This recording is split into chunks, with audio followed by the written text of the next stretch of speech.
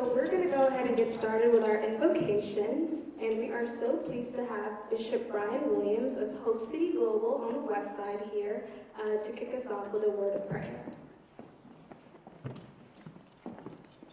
Good morning to everyone who's here. It's an honor to be here in solidarity with people of like faith.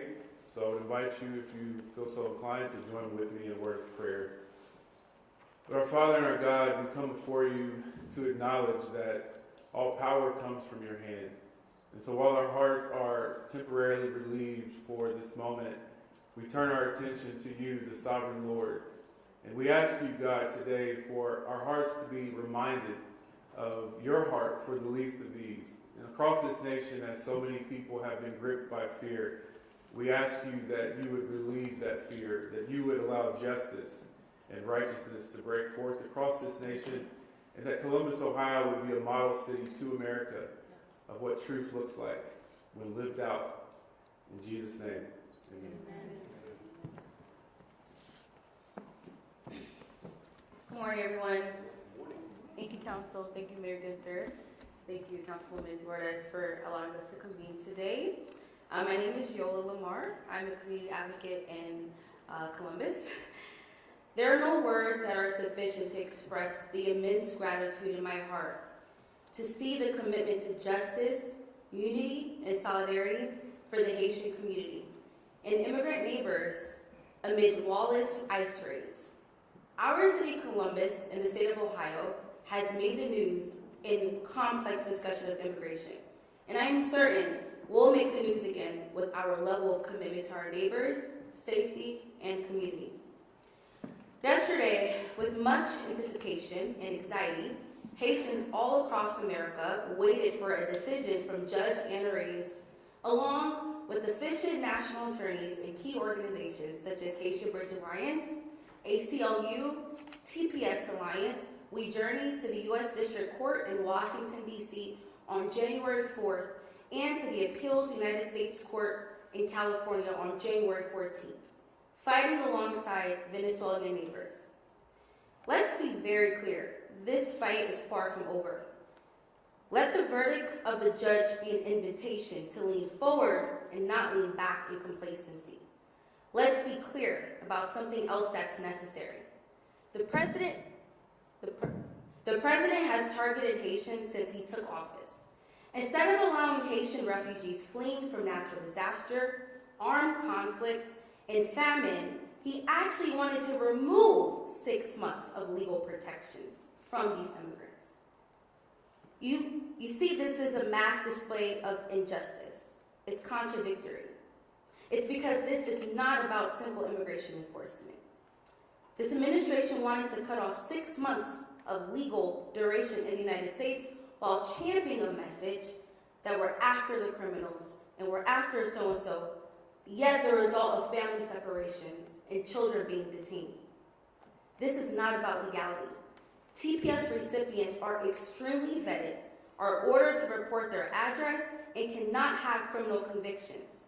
When immigration enforcement is reduced to meet a quota, it's injustice, not order. Although TPS is temporary, it has not been abused. TPS is a status where a country's conditions must qualify. In the courts, we have seen there was not sufficient arguments to terminate TPS for Haiti. The U.S. Embassy in Haiti is shut down, and the United Nations have expressed tremendous concern for the country's condition in Haiti. The demand for TPS is a reflection of an unfair, broken immigration system, and additionally, detrimental foreign policy that continues to destabilize Haiti. TPS has been a fundamental core principle utilized as a humanitarian measure by both Democrats and Republicans. This is not about partisanship. This is about being an American and optimizing our freedom and living up to who we are as a nation. We're better than this. In conclusion, it is important to note that this was a temporary injunction, not an extension, not a redesignation of TPS, meaning no one else can apply to be protected. And there isn't extra time on this status. Only current beneficiaries have protection from deportation, which leaves thousands of other Haitians at risk and at a legal limbo. This fight is also not over because we have many other immigrant neighbors from different nations who just simply want a chance. 97% of Operation Buckeye were Latino immigrants detained with no due process. So we must execute action, allyship, and be an example as the great city of Columbus that we are. Thank you, everyone.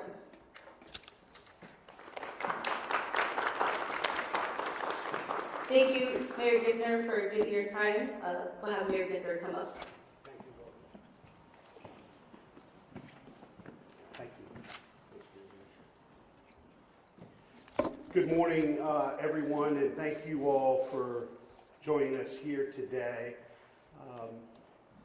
This morning, I'm feeling grateful for Judge Enriquez's ruling, helping our Haitian neighbors to stably remain in our communities for the time being.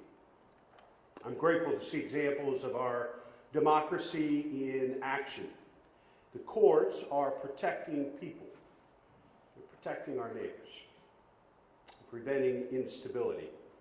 Residents are speaking out loudly against cruelty, their organization, their sacrifice, their courage. The pressure is working.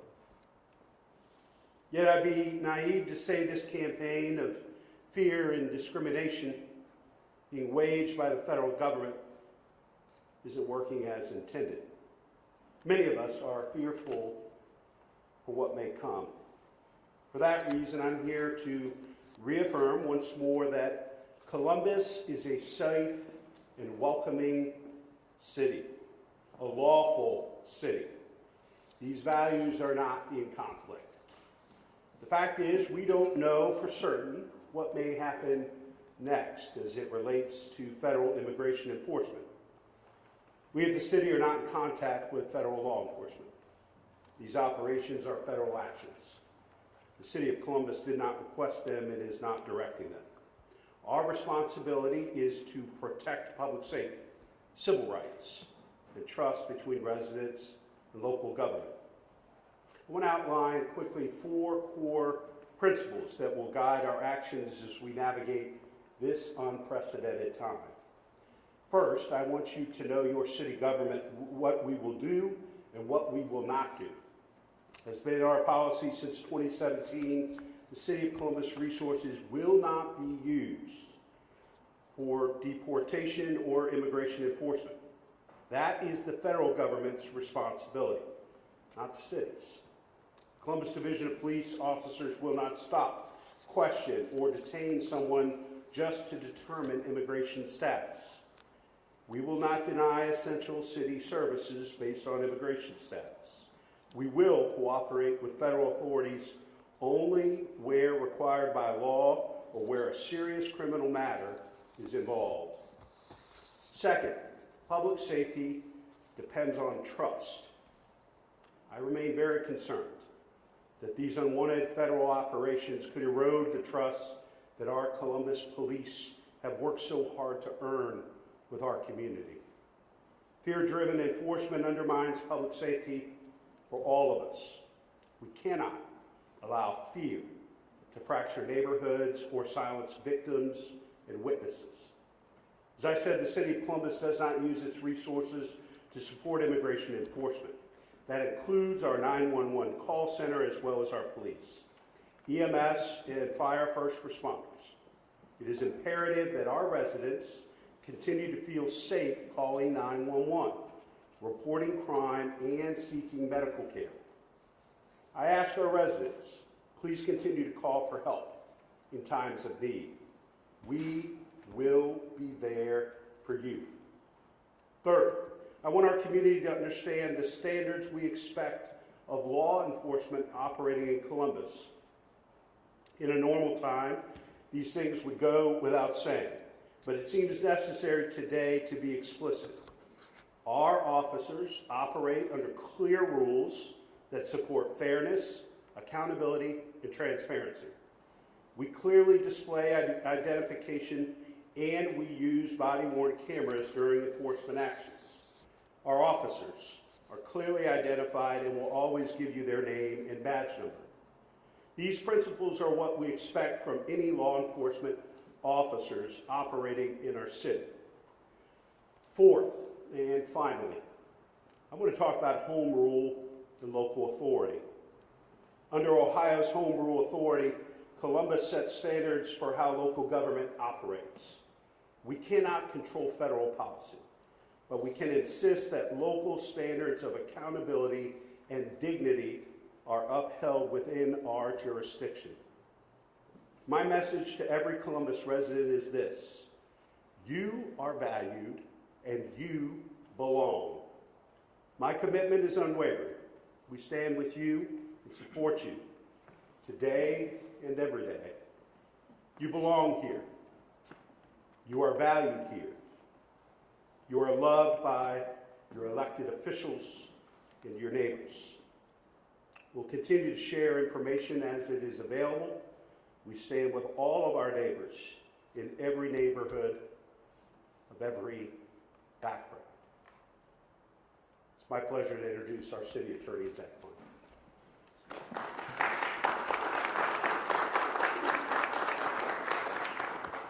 Thank you, Mayor Ginther.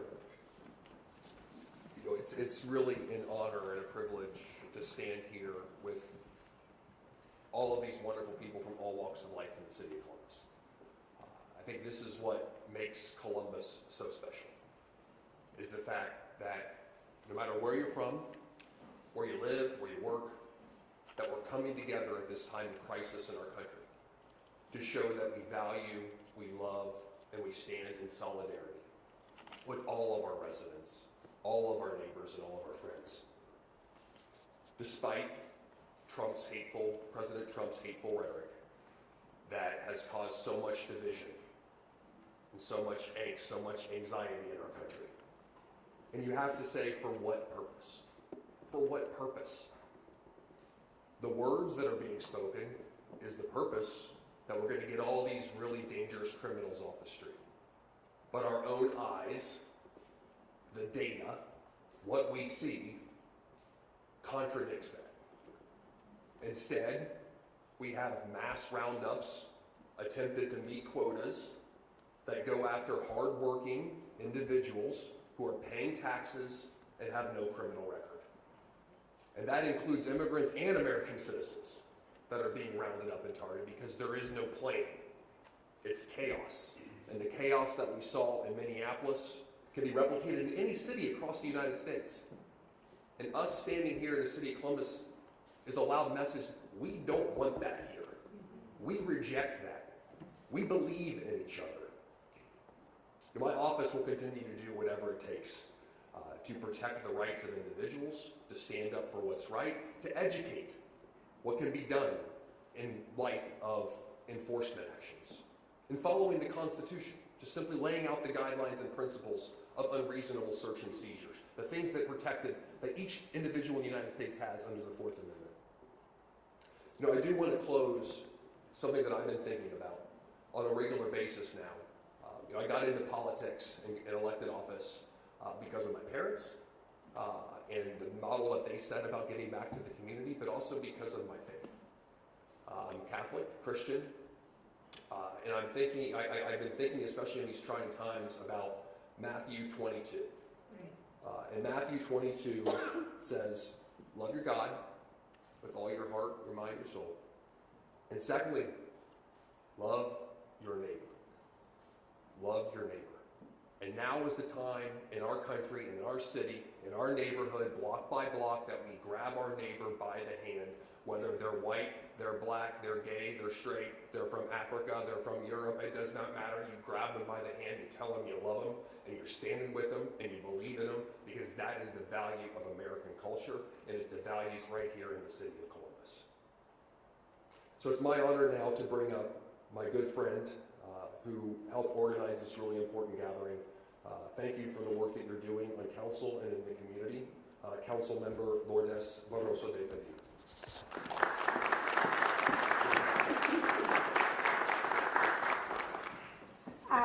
So first, I want to thank Haitian Community Outreach Network, who really on Sunday gave us a call and said, we know that we have this impending ruling coming. We want to bring folks from the community together to really talk about what this means, no matter what the outcome is. So, and we said yes, of course. And we took this opportunity to not just say, it could have just been a bunch of elected officials up here, it could have been some folks from the Haitian community, but we really wanted to take this opportunity to say that we are standing together, shoulder to shoulder, activists, elected officials, community leaders, faith leaders, folks who work in our nonprofit fields, immigrants themselves, to say, this is not just about one of us, this is about all of us. This is about all of us. And while I'm one council member today, I know I speak with one voice. Many of my colleagues are here to say that you have a city that stands with you, that we have the same shared background and the same shared values. So I want to speak directly to our families, our workers, and communities who have watched with fear and uncertainty as immigrant rights have been challenged and uprooted.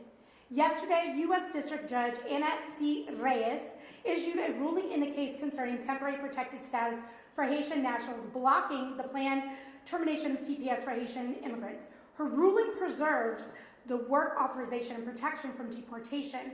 And this is an important reprieve for the more than 300,000 Haitians who contribute to our communities, our schools, our healthcare system, our local economies. But let me be clear that this relief is temporary, as Yola said, and contingent, and is ongoing litigation. And it will not end our advocacy. It will not end our advocacy.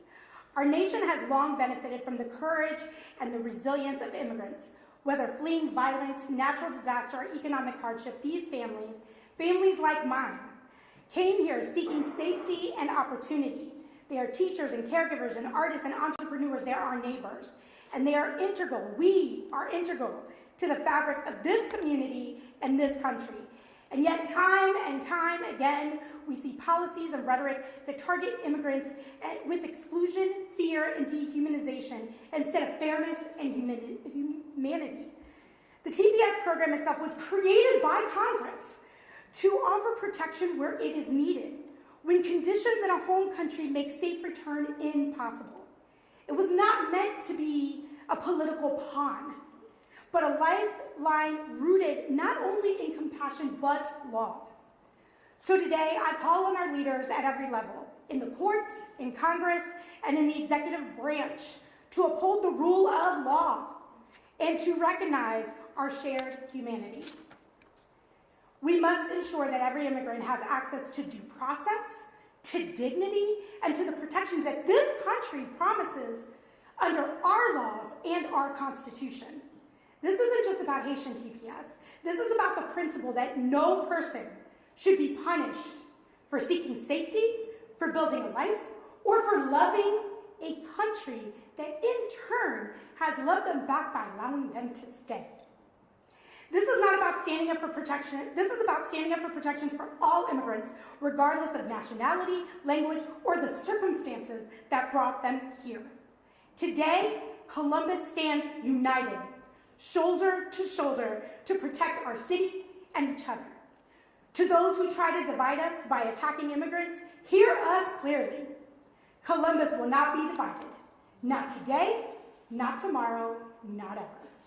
And with that, please welcome my dear friend, a member of the Commission on Immigrant and Refugees Affairs, and also a member of Haitian Community Outreach Network, Nadia Jean-Jean.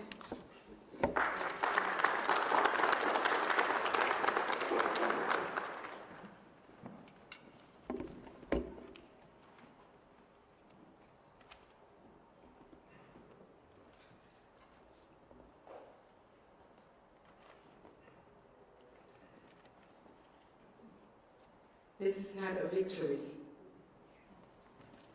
This is just the beginning. The fight is just begun.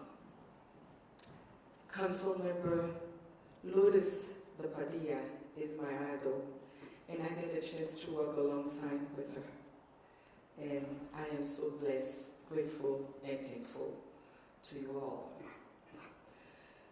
Good morning, and thank you everyone who is here today. community leaders, advocates, elected officials, members of the media, and especially the Haitian family who are directly impacted. My name is Nadia Jean-Jacques, and I am an appointed commissioner with the City Council on behalf of the Haitian community.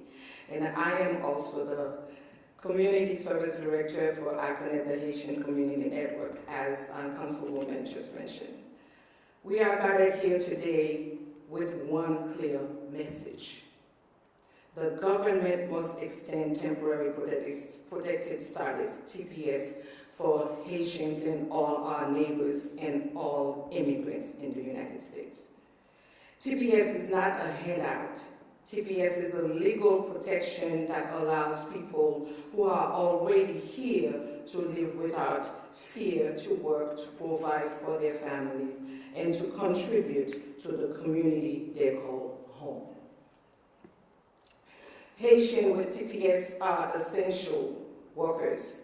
They pay taxes, they build lives, and they strengthen America, especially the economy. Ending TPS will not just harm Haitian families, it will harm our communities, our workforce, and our economy. It will force thousands of people into uncertainty, fear, and possible separation from their children. Today, we are calling on the administration and Congress to do what is right, extended TPS for Haitians immediately. And beyond that, we urge our leaders to create permanent solution for Haitian immigrants who have lived here for years and have proven their commitment to this country. To our Haitian brothers and sisters, you are not alone. We will stand with you. We will advocate. We will speak out, and we will not stop until justice is done. Thank you all.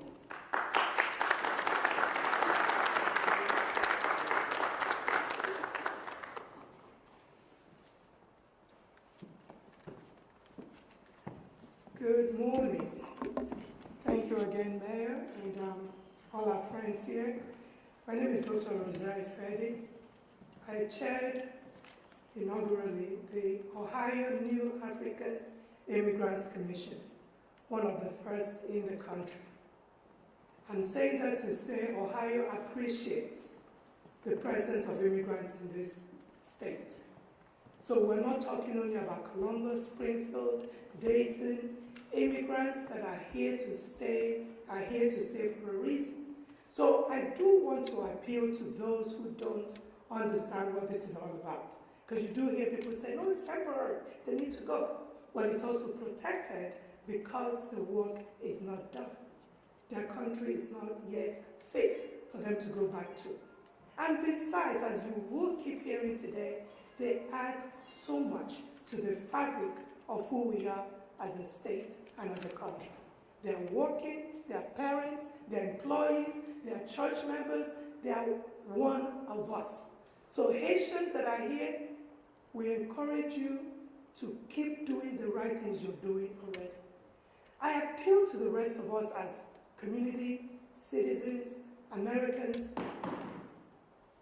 The presence of immigrants does not take away from you. It doesn't. You hear people keep saying, let them go. So if they go, are you going to now gain extra land or something? No. So I do appeal to the hearts and minds. As we just heard, love your neighbor is not a slogan. Many of us are Christians. And many of those who are opposing this are also Christians.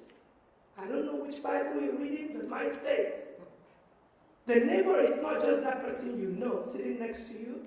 Your neighbor is the stranger that Jesus told us about, the good Samaritan, the stranger you don't know. But because they do need some help at this time, to help them rebuild, to help them keep doing the good things they do in the state, let's be good neighbors. Let's be good neighbors. Please, the administration and all those who support the administration, can we all be on the same page? This is the right thing to do. This is the ethical, moral, spiritual, constitutional thing to do. extend TPS and let's find them even paths to settle and bring all their skills and abilities to bear in this wonderful country. Thank you very much. And with that, I'll introduce you to Maria. Thank you.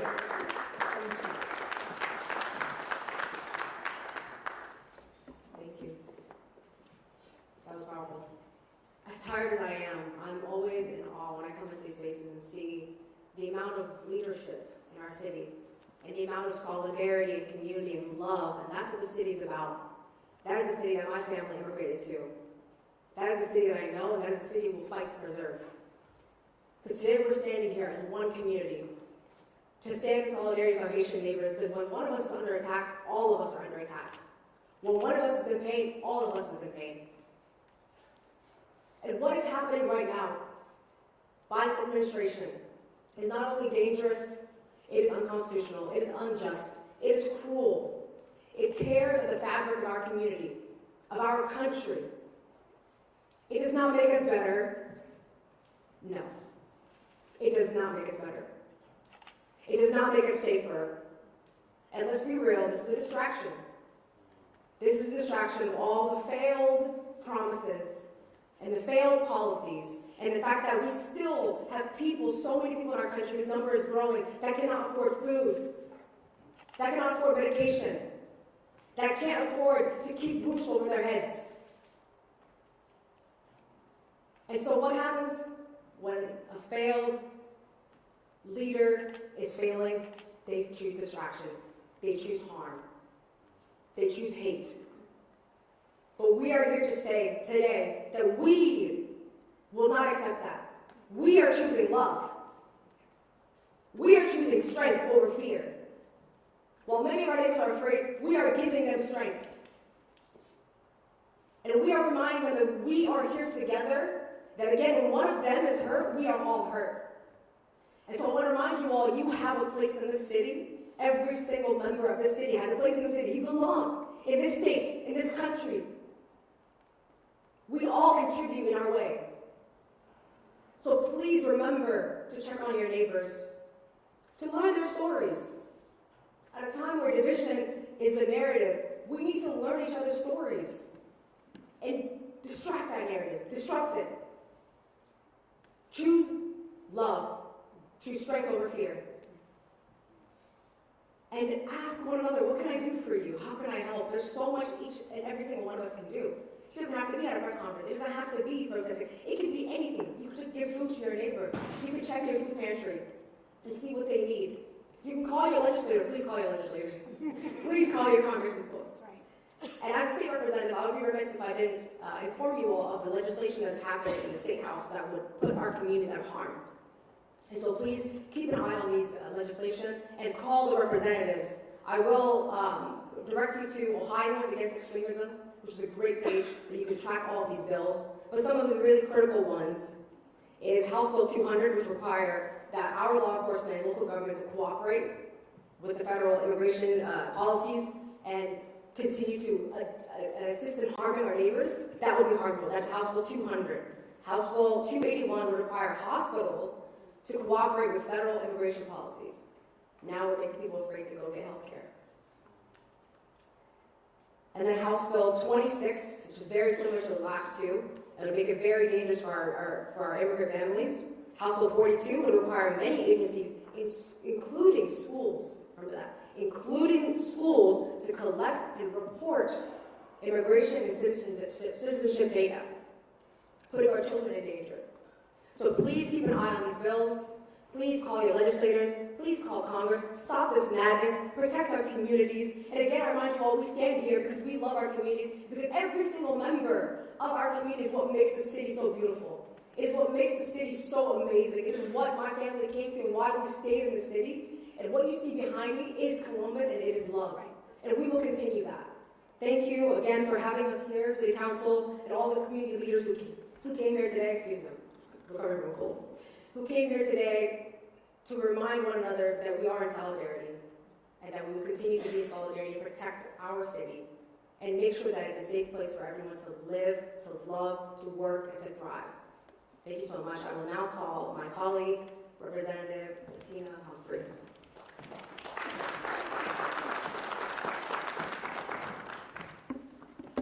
morning, State Representative Latina M. Humphrey, proudly representing Ohio's 2nd House District, East Columbus, South Columbus, entire city of Whitehall, and then some of those surrounding cities.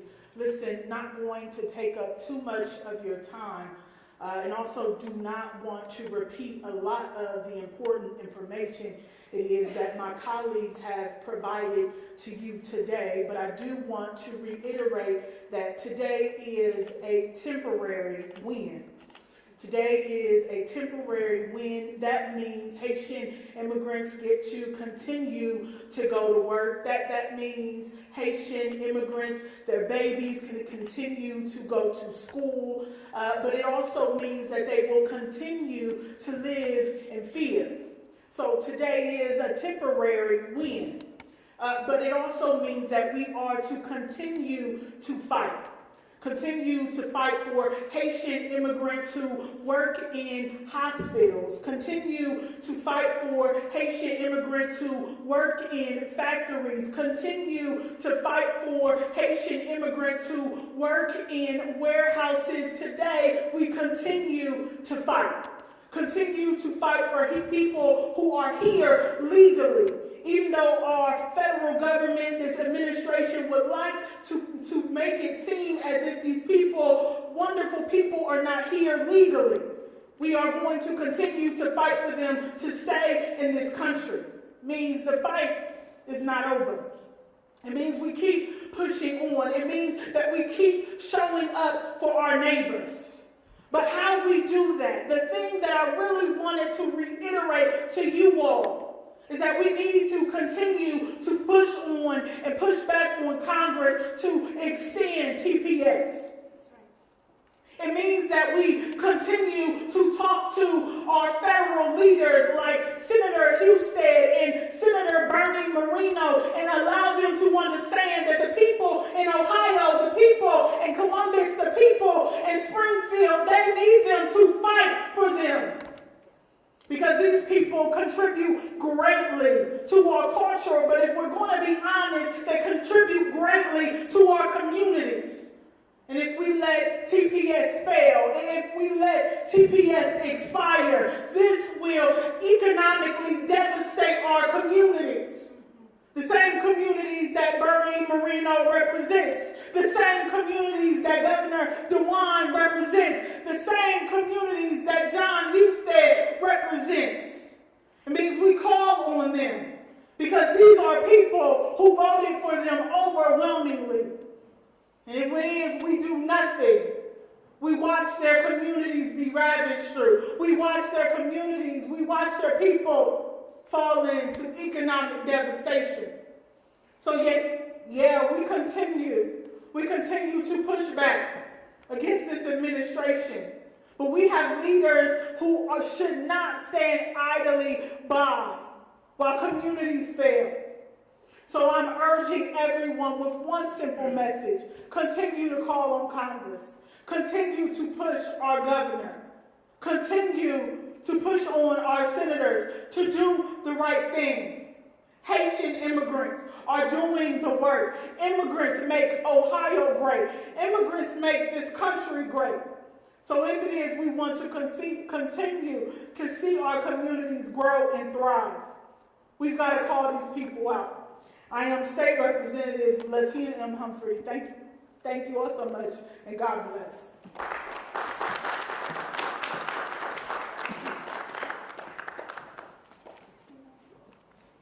Thank you. Good morning, everyone, good people. My name is Celestia Asfau. I'm the President and CEO for ETSS, Ohio Social Services, serving new Americans here in Central Ohio. I served more than 25 years in this community. They brought hope, they brought strength, they brought economic stability for our community.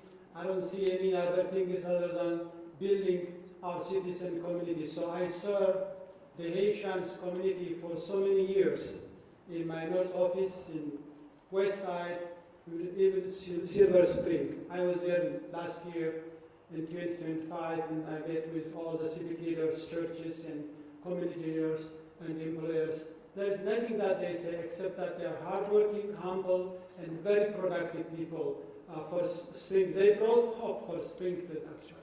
But recently, we don't know where they are. We heard that they are very hungry.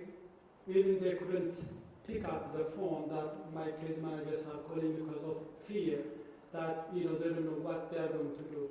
And the saddest thing is that it is all status of refugee migrants, whether you are a citizen or lawful permanent resident or TPS, everybody is now in fear. It's very sad in our history. So I'm here today in solidarity to stand side by side with our city leaders, with you all, and our community leaders.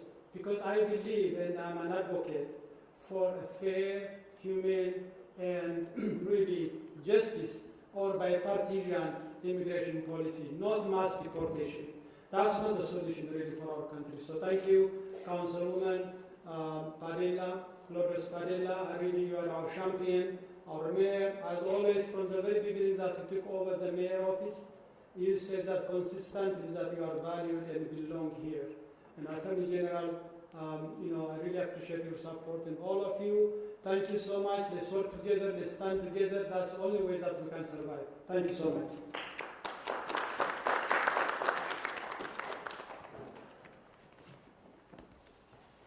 Good morning. I am Belkis Mercedes, and I'm the site coordinator for the Central Ohio Parent Leadership Training Institute. And today, I just want to say that this is clearly, without hesitation, that we stand in solidarity with our brothers and sisters of Haiti.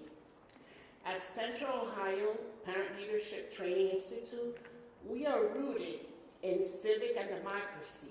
We support parent leaders, we help families raise their voices, participate at the table to make decisions in our democratic process.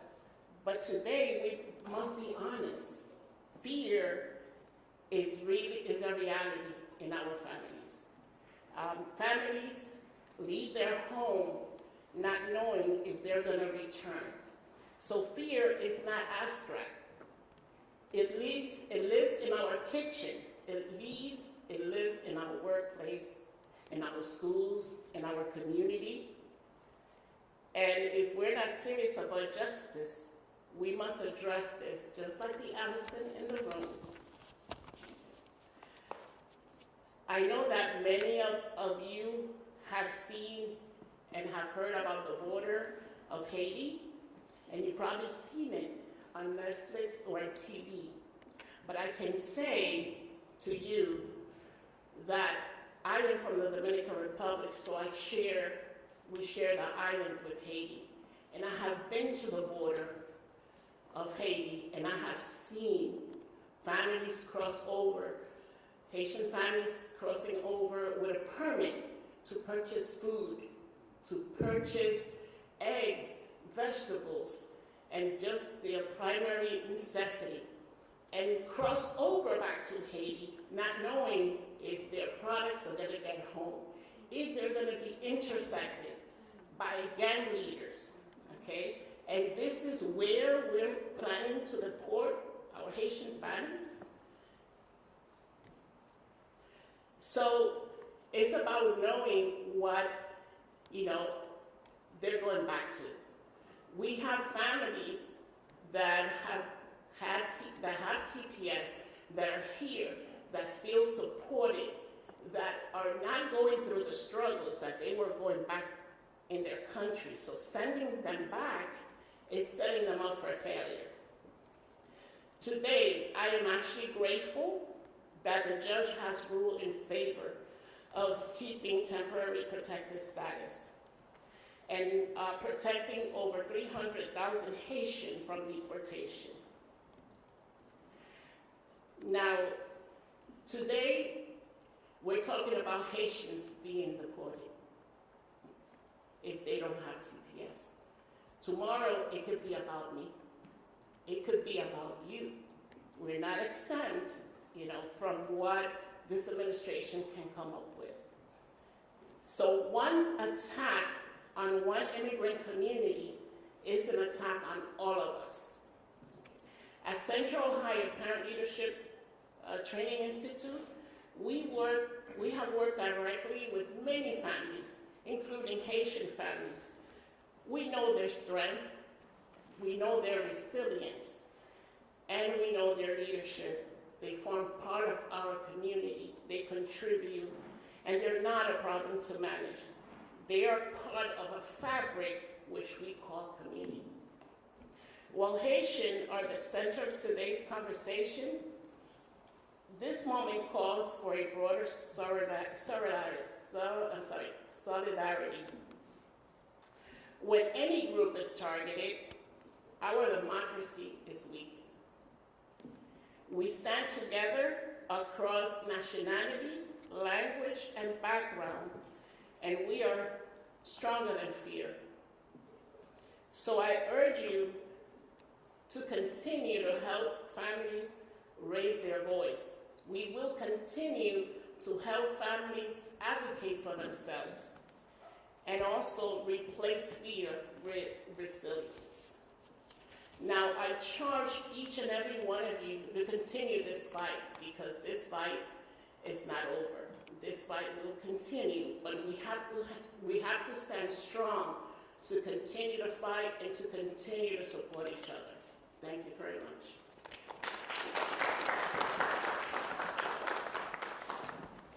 Good morning. I am Khaled Turani, Executive Director of the Council on American Islamic Relations, CARE in Central and Southern Ohio. We, as the largest civil rights organization for Muslims in America, we are very concerned about the state of civil rights in America. Where did that bird come from? My goodness. That's exactly what they're trying to do. It is a distraction. It is a distraction. I mean, imagine there are 3 million documents, 1,200 girls who were trafficked, and not a single conviction. You release 3 million documents, and you can't find a single perpetrator. Yet you come to Springfield and to Columbus to find the Haitians, and to wrap this whole thing in, it's about laws and it's about immigration and about immigration and law enforcement. We're not fooled by that rhetoric. We still remember when you accused the Haitian community of eating the dogs and the cats. Your politics really is there to, is an extension actually of your racism. It is that racist rhetoric that you started with, talking about Haitians eating the dogs and the cats, and now you just find a legal way to get rid of the Haitians. And you want to get rid of the Somalis and everybody who doesn't look like you or like your wife, who is an immigrant, or your mother, who was an immigrant. This whole thing is just such a distraction, and the idea of creating fear among the immigrant community, the Haitians who want to take his or her kids to schools and concerned that the school might cooperate with the federal government, creating fear. The man who might have to go to the hospital and be concerned that maybe the hospital will report the person, maybe that nurse or that doctor or that administrator just doesn't like people who look like they're from Haiti. And they will report them, and then ICE would come. So creating fear among the Somali community, among the Muslim community. But you know where else these policies are perpetuating and creating fear? It's creating fear in the red districts among the supporters of this kind of racist politics, that you have to fear the Haitians and the Somalis and the Muslims and the Latinos and everybody else. You have to be fearful of those people. So creating fear while the billionaire class is sucking the living life out of this country, a place where students have to worry about their student loans, families have to worry about food. When we are trying to bomb another country 6 or 7 or 10,000 miles away because also they are brown. This whole politics is about monopoly, basically. They just did. I mean, there's no outrage about $500 million that he and his kids, the day before inauguration, did with a foreign state, signing a deal for $500 million for his kids and for his family and for his business. And we are distracted with the bird here and with the Haitians and Somalis and everybody else, other than them just kind of just monopolizing the entire country for their own benefit. We're standing in solidarity with our siblings in the Haitian community. We're standing in solidarity with our siblings in the Latino community and everybody else who is a target, whether they are Somalis, the mosques, and the places of worship. Now we are coming to the month of Ramadan, and Muslim Americans and Muslim immigrants who are in the Butler County Jail are not afforded the very basic human right of observing their faith and eating the food that they're allowed to eat according to their faith. All of this is very concerning, but to stand in solidarity is not only by just standing here is great, but also patronizing the businesses that are owned by immigrants. Making sure, and this is to the rest of America. I mean, this is a very colorful representation of the Columbus community. But for people who are at home, please go and patronize the immigrant-owned businesses, whether they are grocery stores, whether they are restaurants. We at CARE, the Council on American Islamic Relations, we're partnering with others to make sure that the month of February is a month where we're going to go and patronize these businesses. ICE agents are part of the entrance of some of these businesses. Some of them actually have to shutter down and not operate anymore because nobody wants to come to their businesses with the ICE agents part at their entrance. Make sure that you patronize them, that solidarity is action, solidarity is not only rhetoric. Thank you so much.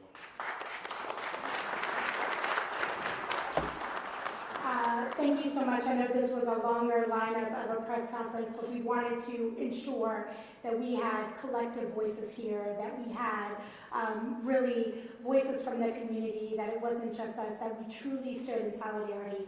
I'm happy to, I know we lost some folks because of the time, but we're happy to take a couple questions. If we could keep the questions on topic. If you have questions about snow or anything else, I'm happy to answer those after that. But if we could keep it on topic for today, I'll take 3 questions if anyone has them. Yes, Jordan. Maybe this is for, I don't know if the mayor left or City Attorney Klein. I know that the federal law enforcement has not been sharing their plans with local leaders, but what do we know about if ICE is currently here and currently operating at a heightened level? But Jordan, as you know, like, since the inception of ICE, there's always been an ICE presence in Central Ohio.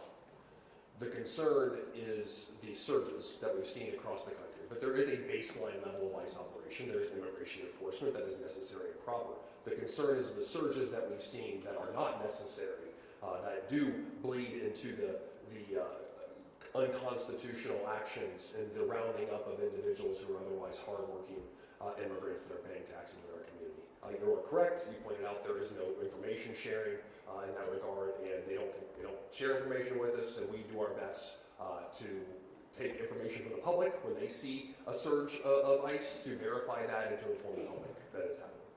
What do you know about right now about if there's? I'm unaware right now that there's anything above the baseline level. I think it's also important to note that even the local, with Operation Buckeye, even the local ICE office was not informed. So those tactical teams, those blitz teams that they're sending, they are coming from the federal government. They're not even letting their own local ICE agents know that they're coming. So, other questions anyone might have?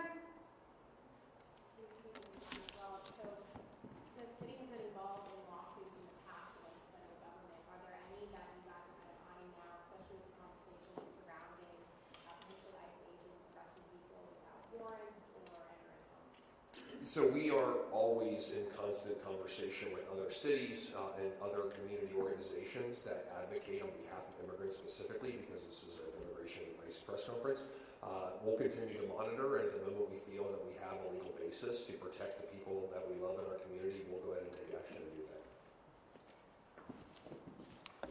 Any last questions? Great, so I know our leaders are here. If folks have specific questions for them, or if they want to do a side interview, I know that they would be happy to talk to all of you. Thank you all for doing this story today, and thank you for being here. Everyone get home safe and stay well. Thank you all. Real quick, thank you all for saying, thank you for standing so long. There was a lot. We appreciate it all. Channel 6. I'm going to see if anyone from like the Haitian Community Network can talk. I feel like that would be a good side interview. I grabbed the mayor while they're still going on. I just took out my phone.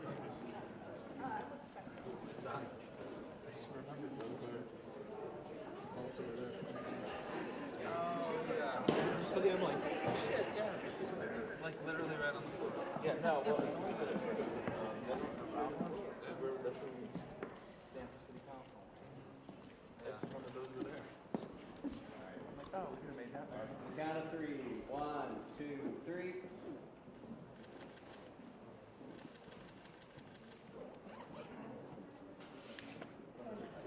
Thank you. Everybody good? Yeah. Thanks, paparazzi. You were with the Haitian Community Network? Yeah. I'm Caroline with Channel 10. I was just wondering if we could speak with you or Nadia about just like, you know, how the Haitian communities together. Sure, yeah. Awesome. Thank you. She'll talk to us. Do you want to like pull over to the side or something? Yeah. Okay.